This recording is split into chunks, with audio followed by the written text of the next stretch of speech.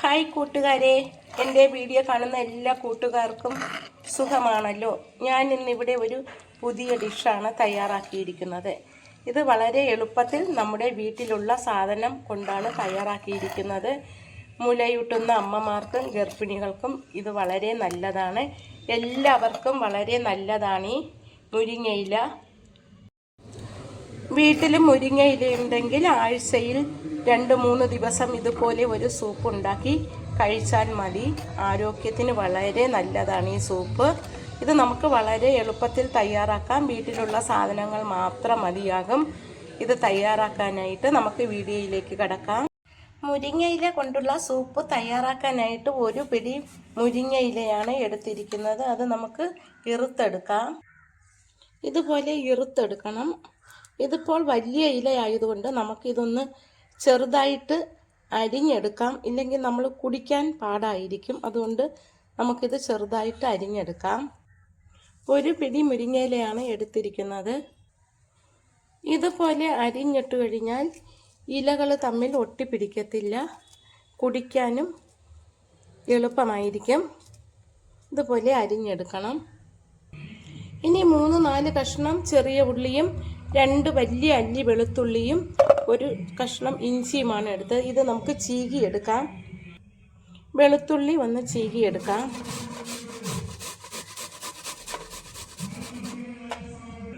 ഇനി ചെറിയ ഉള്ളി ചീകിയെടുക്കാം.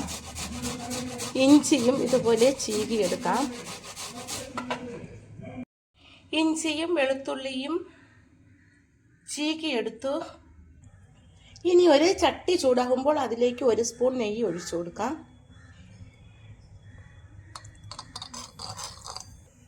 നെയ്യ് ഒന്ന് ചൂടാകുമ്പോൾ അതിലേക്ക് വെളുത്തുള്ളി ഗ്രേറ്റ് ചെയ്തത് ഇട്ട് കൊടുക്കാം.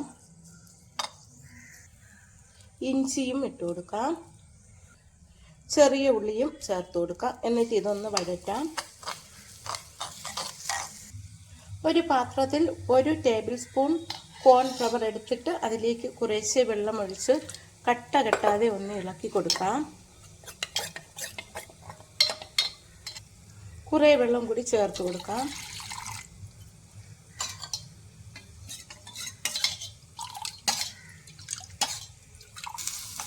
ഇഞ്ചിയും വെളുത്തുള്ളിയും ഒക്കെ ഒന്ന് വഴണ്ടു വരുമ്പോൾ അതിലേക്ക് ക്യാപ്സിക്കം അരിഞ്ഞത് ഇട്ട് കൊടുക്കാം. കുറച്ച് ക്യാപ്സിക്കമാണ് അരിഞ്ഞെടുത്തത്. അത് അതിലേക്ക് ഇട്ട് കൊടുക്കാം. എന്നിട്ട് ഒന്നുകൂടി ഇളക്കി കൊടുക്കാം. മുരിങ്ങയില സൂപ്പ് ആഴ്ചയിൽ 2-3 ദിവസമെങ്കിലും കുടിക്കുന്നത് വളരെ നല്ലതാണ്. പാലിനേക്കാൾ കൂടുതൽ കാൽസ്യം മുരിങ്ങയിലയിൽ അടങ്ങിയിട്ടുണ്ട്. മുടിയുടെ വളർച്ചയ്ക്കും മുലയൂട്ടുന്ന അമ്മമാർക്കും വളരെ നല്ലതാണ് ഈ മുരിങ്ങയില കഴിക്കുന്നത്. ഇതെല്ലാം വാടി വന്നു. ഇനി നമുക്ക് ഇതിലേക്ക് കലക്കി വച്ചിരിക്കുന്ന കോൺഫ്ലവർ ചേർത്ത് കൊടുക്കാം.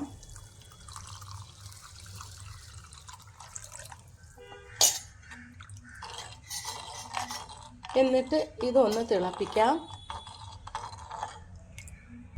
ഇതിലേക്ക് ഒരു 1/4 സ്പൂൺ മഞ്ഞൾപ്പൊടി ചേർത്ത് കൊടുക്കാം. കുറച്ച് ഉപ്പുപൊടി ചേർത്താൽ മതിയാകും. കുറച്ച് ഉപ്പുപൊടി കൂടി ചേർത്ത് കൊടുക്കാം. ഉപ്പുപൊടി പാകത്തിന് ചേർത്താൽ മതി. ഇനി ഇത് തിളയ്ക്കുന്നത് വരെ ഒന്ന് തീ ഇട്ട് കൊടുക്കാം. അത് തിളയ്ക്കുന്ന സമയം കൊണ്ട് നമുക്ക് ഉള്ളിത്തണ്ട് ഒന്ന് കട്ട് ചെയ്തെടുക്കാം.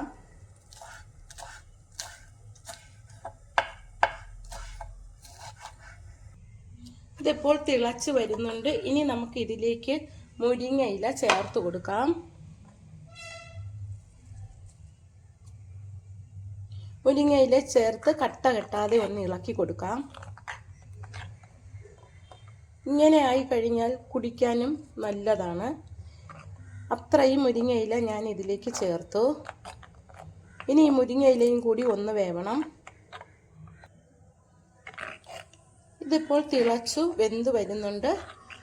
ഈ മുരിങ്ങയിലയിൽ ഇരുമ്പിൻ്റെ അംശമൊക്കെ കൂടുതലാണ്. പ്രോട്ടീൻ കൂടുതൽ അടങ്ങിയതാണ്. ഗർഭിണികൾക്കൊക്കെ ഇത് വളരെ നല്ലതാണ് ദിവസവും കഴിക്കുന്നത്. പ്രമേഹ രോഗികൾക്ക്, പ്രഷറിനും വളരെ നല്ലതാണ്. ആഴ്ചയിൽ 2-3 ദിവസമെങ്കിലും ആഹാരത്തിൽ മുരിങ്ങയില ഉൾപ്പെടുത്തുന്നത് വളരെ നല്ലതാണ്. ഇതിപ്പോൾ കുറുകി വരുന്നുണ്ട്, കുടിക്കാനും നല്ല രസമാണ്. ഇതിലേക്ക് ഇനി ഉള്ളി അരിഞ്ഞത് ചേർത്ത് കൊടുക്കാം. ഉള്ളിത്തണ്ടും കുറച്ച് മല്ലിയിലയും ചേർത്ത് കൊടുക്കാം. എന്നിട്ട് ഇതെല്ലാം ഒന്ന് ഇളക്കി കൊടുക്കാം.